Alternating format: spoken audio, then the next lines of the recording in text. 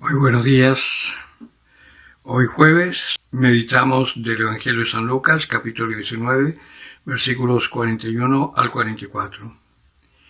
En aquel tiempo Jesús, al acercarse a Jerusalén y ver la ciudad, lloró por ella, diciendo: Si también tú conocieras en este día el mensaje de paz, pero ahora ha quedado oculto a tus ojos. Porque vendrán días sobre ti en que tus enemigos te rodearán de empalizadas, te cercarán y te apretarán por todas partes, y te estrellarán contra el suelo a ti y a tus hijos que estén dentro de ti, y no dejarán en ti piedra sobre piedra, porque no has conocido el tiempo de tu visita. Palabra del Señor.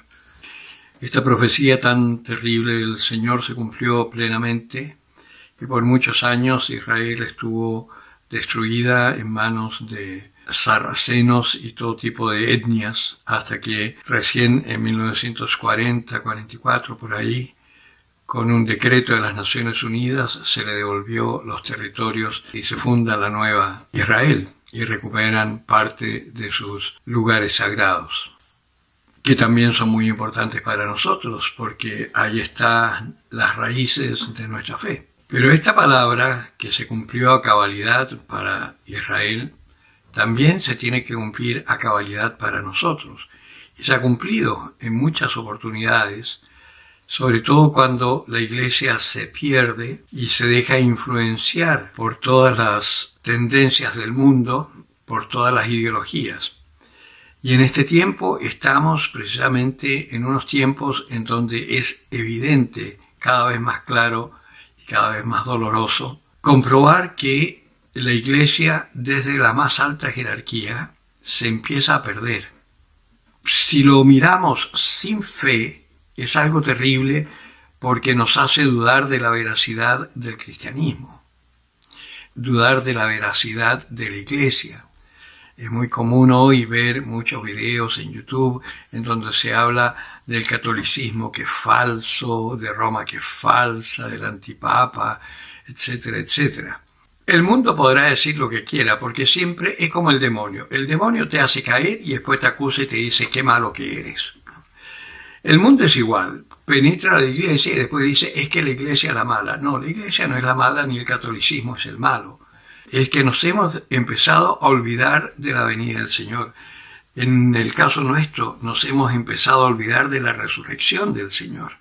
Y aunque digamos en teoría que Cristo resucitó, en la práctica no podemos vivir con Cristo resucitado porque no sabemos cómo hacerlo.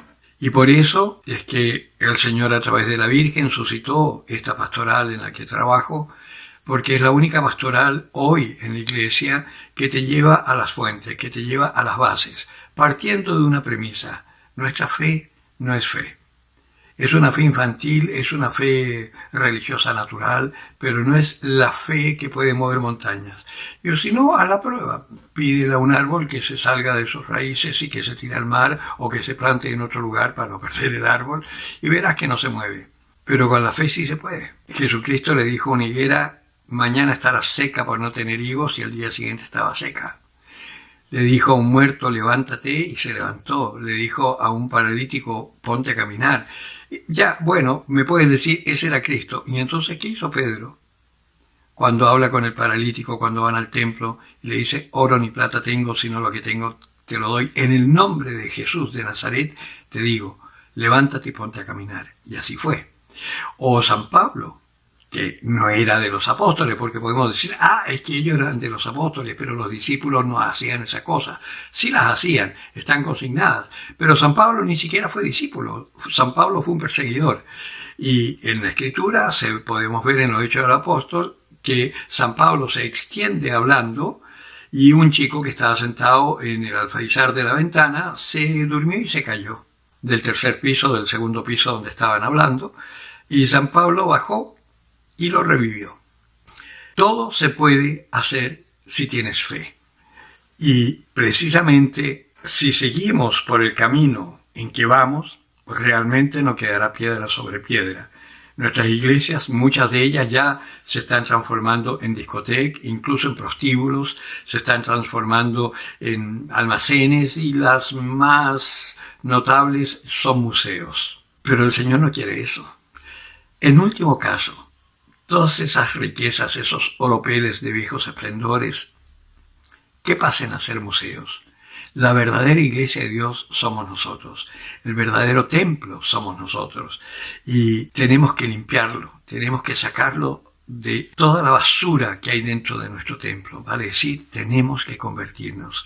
Es imperioso empezar a orar y pedirle al Señor que nos ilumine la vida para transformar nuestra vida. Porque de nosotros depende la salvación del mundo. No va a ser ni de los políticos, ni del falso Mesías que va a aparecer. No, depende de los hijos de Dios, y esos somos nosotros los bautizados. Y los que tengan un bautismo auténtico en el nombre del Padre, y del Hijo, y del Espíritu Santo, un solo Dios en tres personas distintas, esos tendremos que estar unidos, católicos, evangélicos o lo que sea, porque seremos el pueblo de Dios, templo vivo del Espíritu Santo, piedras vivas de esta iglesia no construida por mano humana. A eso hemos sido llamados, para eso el Señor nos creó, para eso nos hizo nacer en la familia en que nacimos y que nos dio el bautismo, y para eso es que hoy nos está llamando a conversión seriamente. Y lo mejor que podemos hacer para convertirnos es la Eucaristía en vivo, no más internet.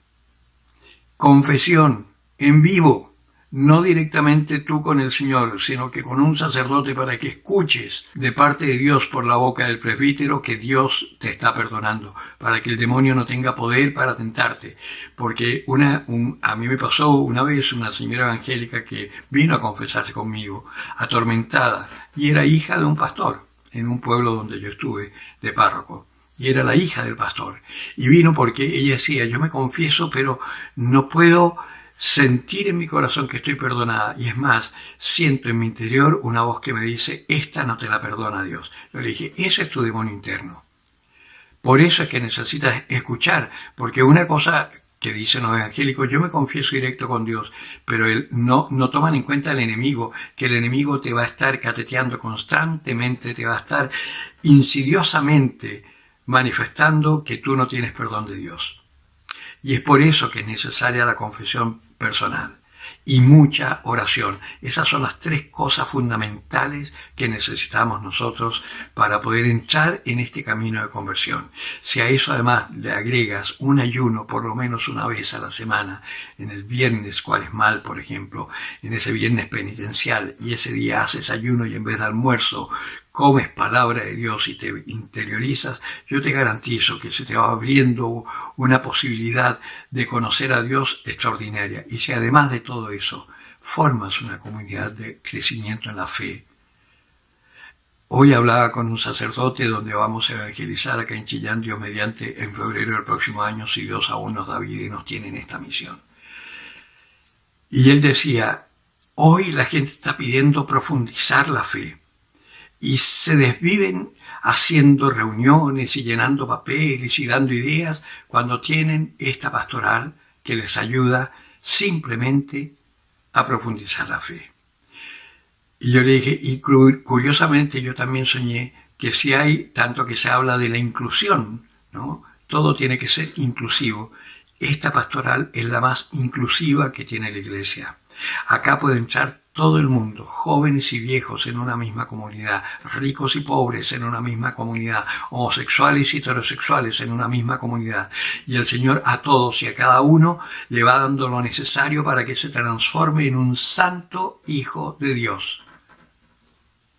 Así el ladrón deja su camino de robo, el homosexual deja su mala vida, el heterosexual empieza a ser fiel, empieza a ser casto, los vírgenes se mantienen vírgenes y se donan solo a sus mujeres o maridos, y empieza una transformación. Los ricos dejan de sentirse superiores a los pobres dejan de envidiar a los ricos, y empezamos a ser hermanos, hermanos en Cristo, hermanos en la fe. Eso es lo que el mundo necesita y eso es lo que la iglesia necesita. Por eso esta pastoral es tan importante. No es la única, pero es la mejor. Y si alguien se molesta, qué pena, pero esa es la verdad. El que tenga oídos para oír, que oiga.